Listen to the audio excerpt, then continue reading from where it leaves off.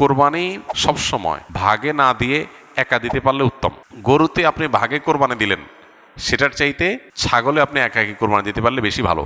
কারণ সাধারণত এক ভাগ গরুতে কোরবানিতে যে টাকা যায়, সাধারণত জেনারেলি একটা ছাগলে অলমোস্ট সেই পরিমাণ বা তার চেয়ে কোনো কোনো ক্ষেত্রে 1-2 হাজার আরও বেশি যায়। তাহলে আপনার অর্থ খরচ তো অলমোস্ট সমান বা বেশি হচ্ছে। এদিকে একাধিক ব্যক্তি একই পশুতে কোরবানি দিলে সেখানে ঠিকমতো বন্টন হলো কি না, কারোর মনে কোনো দুঃখ থাকলো কি না, কোনো কম বেশ হলো কি না, নানাবিধ বিষয় থাকে। আপনি একই কোরবানি দিলে, ভাগে কোরবানি না দিলে এই সমস্ত ঝামেলার ঊর্ধ্বে আপনি উঠে গেলেন। তবে এটা ঠিক যে একাধিক ব্যক্তি যদি একটা পশুতে কোরবানি দেয় এবং কারোর নিয়তের ভিতরে ভেজাল থাকে, এর জন্য সবার নিয়ত নষ্ট হয়ে যাবে, কারোর কোরবানি হবে না, ব্যাপারটা সেরকম না। কারণ একজনের পাপের বোঝা আরেকজনের উপরে আসবে না।